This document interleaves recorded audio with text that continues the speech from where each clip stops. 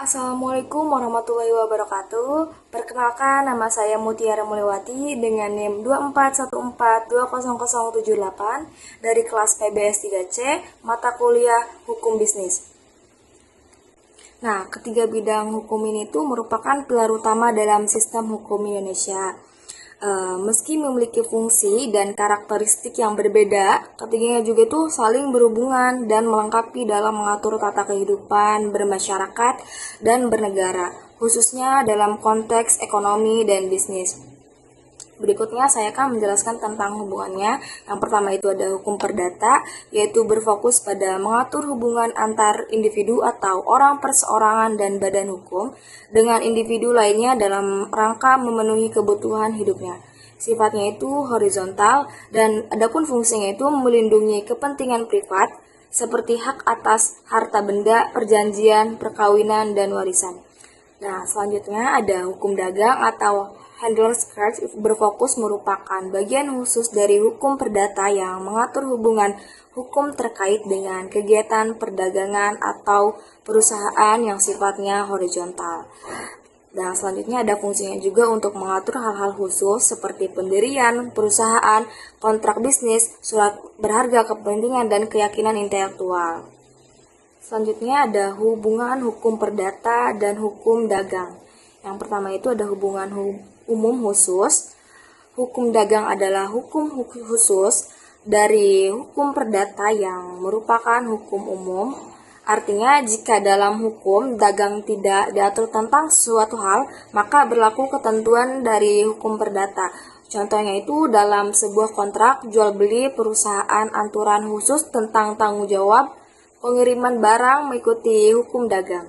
Namun, jika ada masalah tentang kecakapan hukum para pihak juga yang membuat kontrak, misalnya apakah seseorang ini sudah dewasa secara hukum, maka akan merujuk pada ketentuan hukum perdata. Selanjutnya ada hukum pidana atau Strafrecht, berfokus mengatur hubungan antara negara dengan individu atau warga negara. Negara bertindak sebagai pihak yang menuntut pelanggan terhadap ketertiban umum. Sifatnya itu vertikal dan fungsinya itu untuk melindungi kepentingan umum dan masyarakat dengan memberikan sanksi atau pidana kepada pelaku tindak pidana. Hubungan hukum pidana dengan hukum perdata atau dagang. Hubungannya juga bersifat komplementer atau saling melengkapi.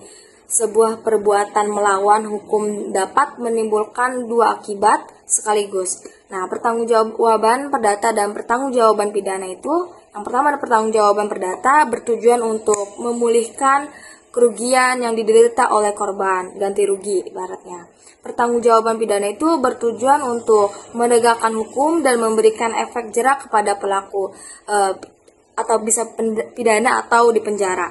Hukum perdata dan dagang mengatur aturan main dalam hubungan antar subjek hukum, sedangkan hukum pidana hadir sebagai penjaga yang memberikan sanksi ketika aturan main tersebut dilanggar dengan cara yang dianggap merugikan kepentingan umum. Nah, selanjutnya ada pertanyaan yang kedua, yaitu MATCHEP dan CV adalah dua bentuk badan usaha persekutuan yang diatur dalam Kitab Undang-Undang Hukum Dagang atau KUHD. Keduanya itu memiliki kesamaan sebagai firma, tetapi dengan struktur tanggung jawab yang berbeda. Nah, persamaan MATCHEP dan CV itu bentuk badan usahanya sama-sama merupakan persekutuan perdata yang didirikan berdasarkan perjanjian. Nah, bukan badan hukum, keduanya tidak berstatus sebagai badan hukum, artinya harta pribadi sekutu dapat dipertanggungjawabkan untuk hutang perusahaan kecuali sekutu pasif dalam CV.